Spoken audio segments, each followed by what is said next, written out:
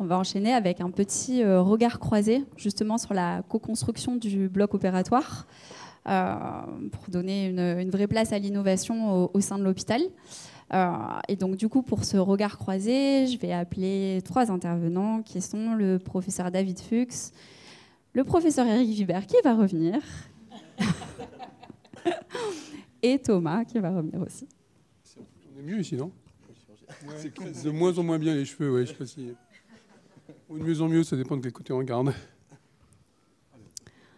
Donc l'idée, c'était d'avoir un petit regard croisé entre chacun d'entre vous pour aborder la co-construction donc, du bloc opératoire, les innovations au sein de l'hôpital et consolider les partenariats pour nourrir la transformation des usages, évidemment, la nécessité de moderniser le bloc opératoire et aussi, et là je pense à David, la co-construction du bloc opératoire qui passe aussi par la formation continue des générations.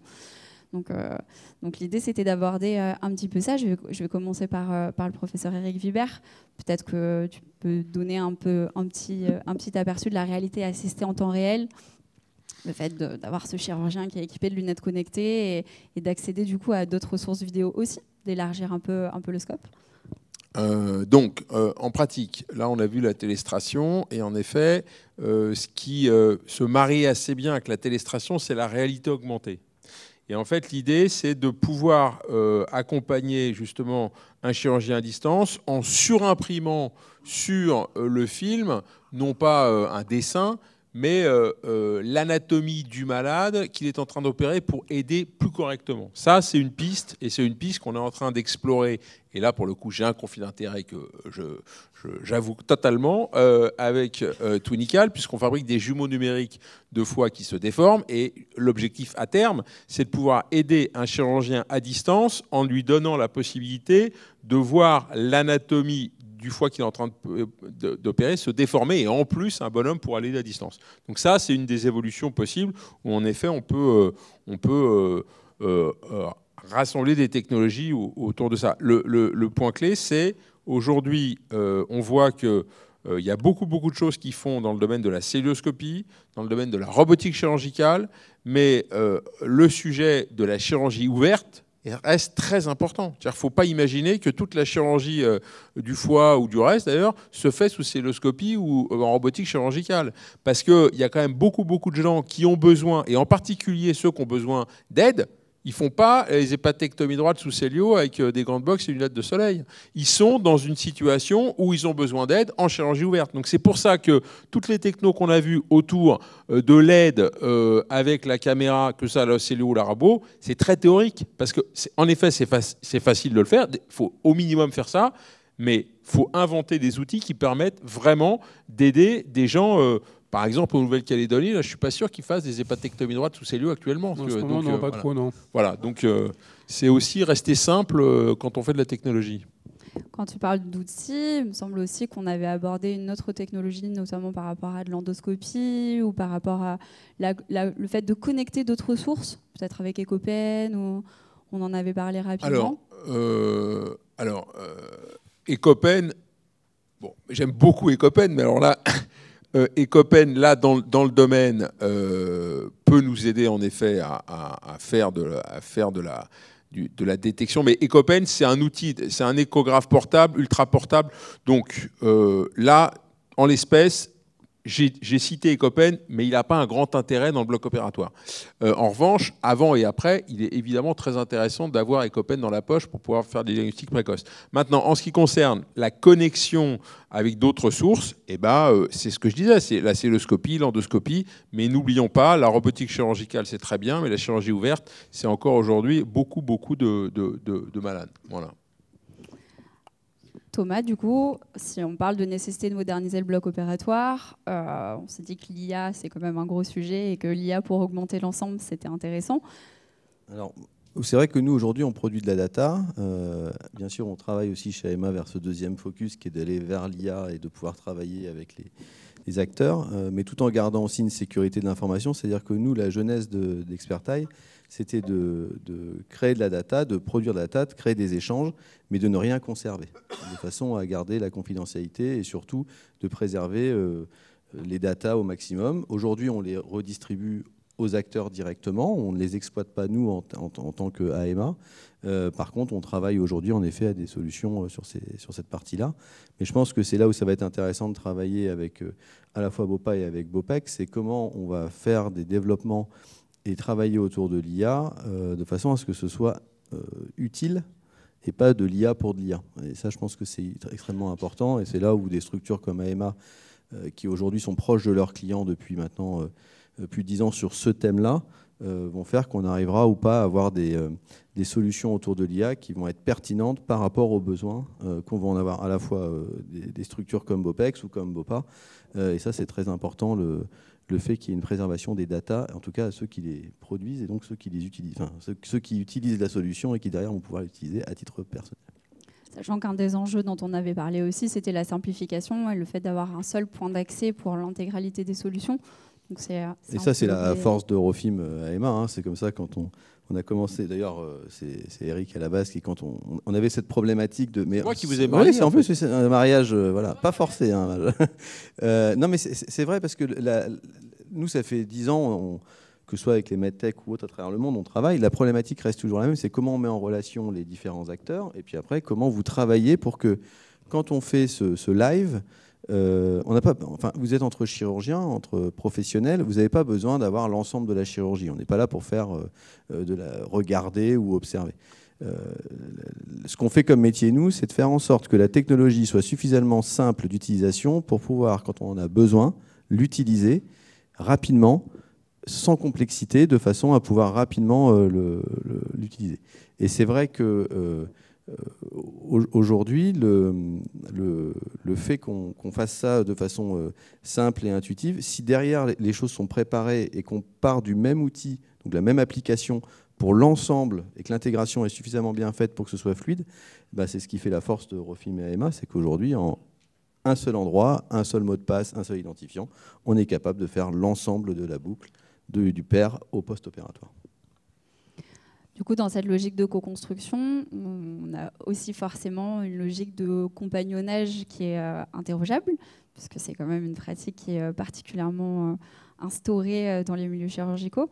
Comment est-ce que du coup on mêle ces pratiques de compagnonnage? Comment est-ce qu'on fait pour assurer cette formation continue des générations et comment est-ce que tout ça s'imbrique avec l'émergence de ces technologies? Merci pour cette question. D'abord, la première partie, c'est ce que dit Eric, c'est-à-dire qu'aujourd'hui, si on prend une intervention standard comme la chirurgie du foie, il y a en 2024 70% des interventions qui sont faites par voie conventionnelle. Donc la première partie, effectivement, de la réponse, ça va être de continuer de former des gens sur ce qu'on fait au quotidien, c'est-à-dire respecter des caractères de sécurité, de dire si c'est un cancer, il va falloir respecter telle règle, si c'est pas un cancer, on a probablement d'autres choses à faire. Donc ça, c'est la première partie, c'est de continuer de former. Et aujourd'hui, on forme avec le compagnonnage. Ça fait 800 ans que c'est comme ça. Et l'idée, c'est de faire quoi? C'est de sécuriser la chirurgie. Et je pense que tout ce qu'on a pu voir là, avec les différentes vidéos, les différentes solutions qui sont proposées, c'est de sécuriser la chirurgie. La chirurgie, c'est une activité qui est risquée, elle est un peu plus risquée que l'anesthésie. Il y a des anesthésistes dans la salle et ils le savent mieux que nous. Ils ont fait beaucoup de progrès dans les 20 dernières années pour arriver à finalement standardiser leurs pratiques et éviter les accidents, les événements indésirables graves qui sont imputables à leur activité directe. En chirurgie, la situation est un peu différente. On ne fait pas qu'endormir des malades et réveiller des malades. Alors, effectivement, il n'y a aucune forme de jugement sur leur activité, mais c'est une activité qui est un peu différente. Nous, effectivement, on est là pour réparer, soigner, remplacer parfois, et ainsi de suite. Et effectivement, ça va nécessiter non seulement un compagnonnage, mais aussi l'usage de la nouvelle technologie. Et les nouvelles technologies, ça veut dire d'abord, il va falloir que nous, on les appréhende. Ça veut dire qu'en pratique, et effectivement, aujourd'hui, s'il y a 70% de la chirurgie du foie qui est faite par voie conventionnelle, ça veut dire qu'aujourd'hui, il y en a 30% qui sont faites par voie minimale invasive. Et donc, ça veut dire qu'il va falloir déjà former les jeunes. Parce qu'effectivement, Eric a raison, c'est plus facile de former un chirurgien par voie minimale invasive. C'est plus facile, pourquoi? Parce qu'en fait, on voit tout ce qui se passe et en direct, il peut être analysé directement.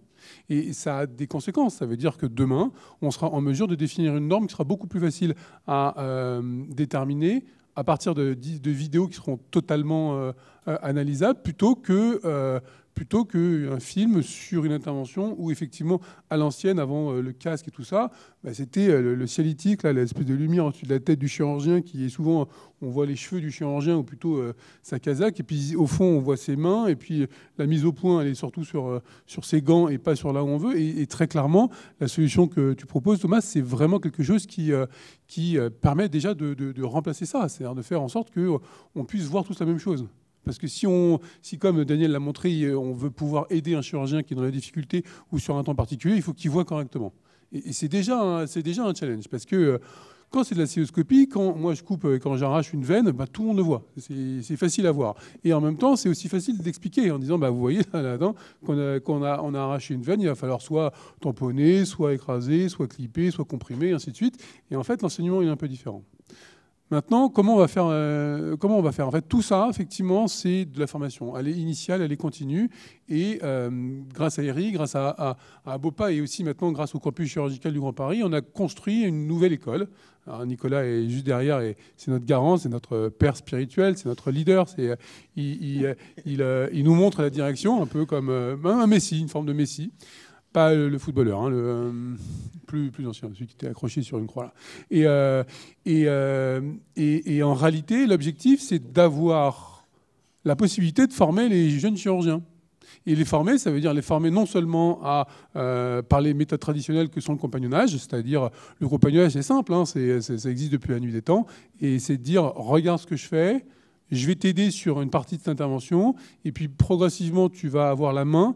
Et puis à la fin, l'objectif, c'est que tu sois totalement autonome. C'est ça. Et dans le film que vous nous avez montré, c'est exactement ça. C'est-à-dire qu'effectivement, ça peut être fait à 600 km, mais en réalité, moi, dans mon service, quand je suis dans mon bureau et que j'ai un chef de clinique qui est à un stade un peu avancé, eh bien, il est très content que je puisse jeter un œil sur ce qu'il fait, en disant, est-ce que là, tu penses qu'il faut couper un peu plus à droite, un peu plus à gauche? Et quand il est en cystoscopie, c'est super. Quand il est en robot, c'est super. Mais quand il n'est pas ni en cystoscopie ni au robot, eh bien, effectivement, il faut qu'on voit correctement. Le robot, juste pour vous donner un ordre d'idée, sur la chirurgie hépatique, en 2024, c'est 4% des interventions de chirurgie hépatique. Hein, 4%. C'est-à-dire qu'on en parle beaucoup, c'est super, et probablement que demain, ça fera, demain et peut-être même après-demain, hein, ce sera la nouvelle référence, mais aujourd'hui, on n'en est pas encore là. C'est-à-dire que c'est près de 31% de cystoscopie, 4% de robots, et tout le reste, c'est la chirurgie conventionnelle. Donc en fait, ça veut dire qu'il va falloir qu'on ait un vrai parcours de programme, de formation, sur lequel il va falloir qu'on les forme non seulement au bloc opératoire, bien évidemment, mais aussi à l'école. Parce que c'est comme ça qu'on forme les gens. Donc on les forme au bloc et à l'école. Et à l'école, ça veut dire quoi? Ça veut dire sur des simulateurs de qualité. Et c'est que là où le jumeau numérique a beaucoup de sens. Un peu comme un musicien qui va se préparer pour un concert le lendemain. Il va préparer la partition de son côté. Et puis il y a un moment, il va falloir qu'ils s'entraînent à tous ensemble. Et ça veut dire qu'il y a un vrai programme pédagogique qui va être regroupé en différentes catégories, qui ne va pas simplement concerner la chirurgie, mais aussi toute la médecine interventionnelle. Et ça a du sens de dire qu'aujourd'hui, il y a des essais qui montrent que le fait de brûler une métastase, eh bien, si c'est bien fait, eh bien, c'est exactement les mêmes résultats que d'enlever une métastase. Eh bien, ça veut dire que demain, il y a probablement un certain nombre de patients qui seront traités avec des aiguilles et même plus des trocars. Il y a des études qui montrent que la transplantation hépatique fonctionne bien. Il semble-t-il. Non, donc voilà. Donc l'idée finalement, c'est de se dire que toutes ces nouvelles technologies qui sont là finalement pour sécuriser le patient, sécuriser la chirurgie et faire en sorte qu'il y ait le moins d'incidents au bloc opératoire. Et évidemment, le corollaire, c'est qu'il y ait moins de complications post-opératoires. Et ben, c'est qu'effectivement, ça se prépare en amont. Daniel le disait très bien, c'est-à-dire que connaître le dossier, c'est une chose, mais après, en pratique, chaque fois est différent, chaque maladie est différente, chaque situation est un peu singulière, et ça nécessite effectivement d'être pouvoir accompagné par une nouvelle technologie. Cette nouvelle technologie, ça peut être de la vidéo, ça peut être de l'intelligence artificielle. En réalité, ce sera un GPS. Aujourd'hui, quand vous allez à Aix-en-Provence de Paris, et en fait, vous allez suivre votre GPS, eh bien, idéalement, l'objectif, c'est qu'on arrive à faire ça. Et sur la chirurgie ouverte, c'est aujourd'hui extrêmement compliqué. C'est pour ça qu'on a besoin de l'œil d'un expert pour essayer de dire, en fait, j'ai déjà pris cette route-là, je sais exactement, je ne sais pas toujours quelle route je prends, ni le nom, mais en tout cas, ce qui est certain, c'est que là, il ne faut pas aller ou là, il faut aller. Il y a une grande différence avec le GPS, c'est que nous, la route se déforme quand on roule dessus. Mais c'est un énorme sujet. C'est-à-dire qu'en fait, le problème de fond, il est là. C'est-à-dire qu'en fait, la carte, bon, grosso modo, on la connaît, mais elle se déforme quand on roule dessus. Et alors, c'est marrant parce que, en fait, j'ai un copain là, qui s'appelle Agoria, qui est un artiste numérique et qui m'a demandé, qui veut faire une expo autour de Bop Art. C'est pour ça qu'on est en train de créer Bop Art. Et il m'a demandé, c'est joli, hein, il m'a demandé, en fait, de réfléchir à la transformation de notre métier. Et en fait, je me suis dit que notre métier, c'est un truc où on touche de moins en moins les choses. Parce qu'en fait, ce qui est rigolo, c'est que notre activité, c'est une activité un peu transgressive. Tu mets les mains dans les gens, tu vas toucher des choses pour pouvoir faire du bien aux gens. Enfin, tu fais des trucs, c'est un peu transgressif. Et en fait, je trouve que le plus difficile à apprendre, c'est ça, c'est la proprioception, c'est le toucher. Et en fait, j'ai l'impression qu'aujourd'hui, petit à petit, on touche de moins en moins. C'est-à-dire que on fait de la celluloscopie, on fait de la robotique chirurgicale. Sans retour de force. Voilà, sans retour de force. Et là, on est en train d'apprendre à faire de la télémédecine, c'est-à-dire de la téléexpertise, où là aussi, on va travailler sur uniquement la vue. On va plus toucher... En fait, on touche de moins en moins les gens. Et donc, c'est une des transformations de notre métier, mais on est totalement là-dessus lorsqu'on fait de la téléexpertise. Tout à fait. Donc, en gros, la modernisation des équipements... Moi, personnellement, j'ai aucun sens de l'orientation, donc je trouve ça hyper intéressant d'avoir un GPS qui peut me permettre d'être opéré correctement. Donc, la modernisation des équipements et la modernisation des blocs opératoires aujourd'hui, l'idée, c'est aussi majoritairement qu'elle transforme le rapport à l'erreur aujourd'hui. On est d'accord ? Ouais, c'est absolument ça. Allez, vas-y, Eric. Allez, j'y vais. On t'écoute. J'y vais. Je suis un chirurgien spécialiste de l'erreur. Venez me voir. Donc, en pratique, oui, clairement. Mais je vais laisser Clément parler de ça, parce que maintenant c'est un spécialiste aussi de l'erreur au bloc opératoire. Tu fais beaucoup d'erreurs, Clément, et aussi il fait spécialiste parce qu'il n'est pas chirurgien, donc il fait plein d'erreurs lui pour le coup. Non, et donc en effet, l'objectif c'est quoi ? L'objectif c'est d'améliorer la sécurité des soins au bloc opératoire. Pourquoi ? Parce que comme le disait tout à l'heure David, c'est lui qui me l'a appris, la chirurgie c'est une activité à peu près en termes de risque au niveau de la pêche en haute mer. C'est grosso modo le même niveau de risque. Pas pour le chirurgien, hein, pour le malade. Donc le sujet, il est là. C'est-à-dire qu'aujourd'hui, on a une activité qui est quand même très à risque. Et la normalité en termes de mortalité post-opératoire dans une tumeur qu'on connaît bien, qui est le cancer des voies biliaires, c'est 13% de mortalité à 3 mois. Donc aujourd'hui, dans la littérature, il est écrit que les meilleurs résultats. Voilà, il est écrit que si vous avez moins de 13% de mortalité à 3 mois, tout va bien. Et donc ça, c'est un truc que je n'arrive pas à accepter. Et depuis des années et des années, je me dis, il faut quand même qu'on fasse des progrès, parce qu'avant, il n'y avait aucune alternative à la chirurgie. Aujourd'hui, il y a des alternatives à la chirurgie. Donc, il faut qu'on soit capable d'améliorer les résultats. Et je pense que l'amélioration des résultats va passer par une observation avec un objectif de bien comprendre la différence entre l'erreur, l'événement désirable, etc., etc.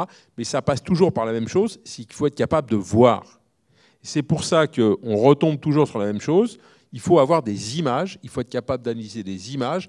Et c'est ça où le challenge technologique qui va être. C'est que là, aujourd'hui, on a essayé de faire avec BOPA une analyse minute par minute de la chirurgie du foie. On s'est rendu compte d'une chose, c'est qu'il fallait 24 heures de temps homme pour être capable d'analyser minute par minute une chirurgie du foie. Ce qui est intéressant, c'est qu'on s'est rendu compte que dans 50% des cas, les erreurs étaient des erreurs de reconnaissance anatomique. C'est-à-dire qu'en fait, le gars se plante parce qu'il se plante dans l'anatomie. Ça veut dire que c'est pour ça que le GPS et les jumeaux numériques peuvent être intéressants, parce que en fait, le problème, c'est l'anatomie qui se déforme, où on est paumé parce que justement, l'anatomie n'est pas celle qu'on a en tête habituellement. Donc c'est là où on a un premier élément de réponse, c'est le problème, il est anatomique. D'où l'intérêt des jumeaux numériques. Et le deuxième truc, et ça c'est passionnant, c'est que lorsqu'on regarde le compte-rendu opératoire qui est donc là où le chirurgien raconte ce qui s'est passé, eh bien, dans à peu près 20% des cas, il n'y a pas les éléments importants en termes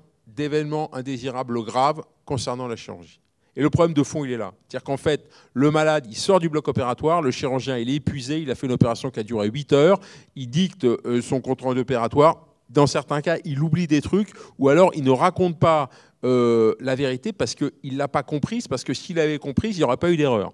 Et en fait, le problème de fond, il est là. C'est-à-dire qu'en fait, on a un rapport au réel qui est celui qu'on a lorsqu'on est en train d'opérer, et des fois, on subit plus qu'on ne vit le truc.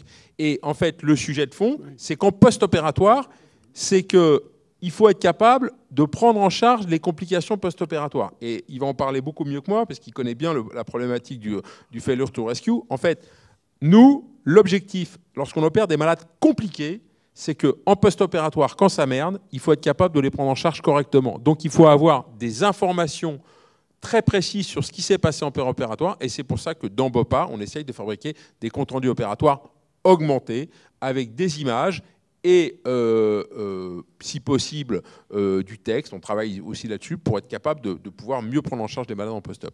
Pour ça, par exemple, il y a une étude qui a été publiée il y a 2 ans là, aux Pays-Bas sur la chirurgie du pancréas. C'est assez bien fait. Ils ont créé une application qui est accessible, qui est gratuite, qu'on peut avoir sur son téléphone. Et puis, ils ont inclus tous les malades qui étaient opérés d'un cancer du pancréas aux Pays-Bas. Et puis, ils ont dit, il y a la moitié des centres aura l'application, va utiliser l'application, et puis l'autre moitié n'aura pas l'application.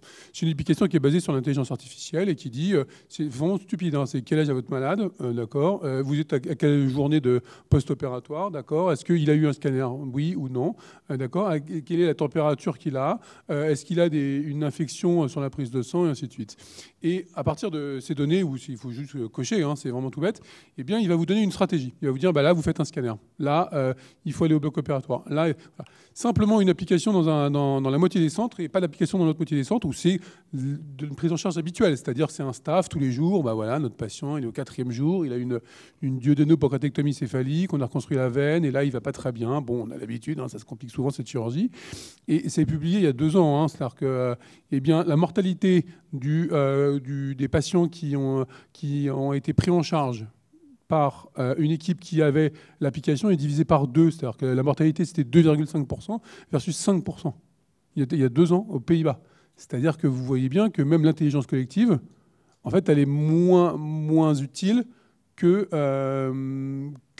l'intelligence artificielle. Et donc il va falloir qu'on arrive à dominer toutes ces données-là, parce qu'en réalité, demain, c'est ça qui va circuler la chirurgie. Parce qu'à partir du moment où l'application vous dit faites un scanner, mettez-le au bloc opératoire et faites ceci, eh bien, vous allez éviter que ces malades qui vont avoir des complications, parce qu'encore une fois, c'est inhérent à la chirurgie, ils meurent.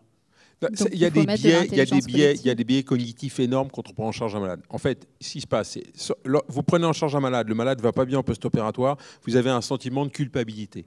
Et il y a des éléments que vous n'êtes pas capable de regarder objectivement. C'est pour ça qu'il faut être dans une équipe qui va vous dire faut faire ci, faut faire ça. Et moi, je sais que quand j'ai une complication post-opératoire, ça arrive exceptionnellement, heureusement, je demande à mes petits camarades ce qu'ils en pensent pour ne pas prendre moi-même la décision.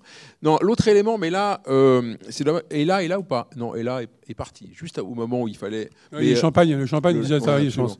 En fait, il y a un point que tu as soulevé qui est fondamental, c'est le fait que ces algos d'IA qui vont nous permettre de soigner correctement des malades, aujourd'hui, ce n'est pas remboursé par la sécurité sociale. C'est hyper important que ces biomarqueurs numériques vont devenir des médicaments. Et par exemple, Alexandre Loupi a créé un biomarqueur numérique qui est capable de prédire le rejet de greffe. Eh bien ça doit devenir un médicament. La même chose pour l'application dont tu parles. Donc en fait, il y a une véritable nécessité de l'HAS, de l'administration au sens large, de voir l'importance de ces biomarqueurs numériques qui sauvent des vies. Moi, je retiens quand même qu'au milieu de tout ça, si on rajoute un peu d'intelligence collective à l'intelligence artificielle, ça donne quelque chose de pas mal. Et surtout, il va falloir qu'on forme les gens à utiliser ces outils, parce que c'est bien gentil tout ça, mais aujourd'hui, on a des jeunes chirurgiens qui sont plus compétents que nous dans l'utilisation de l'intelligence artificielle, et tant mieux, mais il va falloir qu'on prenne un peu il va falloir monter à bord de l'avion, c'est ça, Eric, hein? Ouais, on ne détourne pas un avion sans monter dedans. D'accord.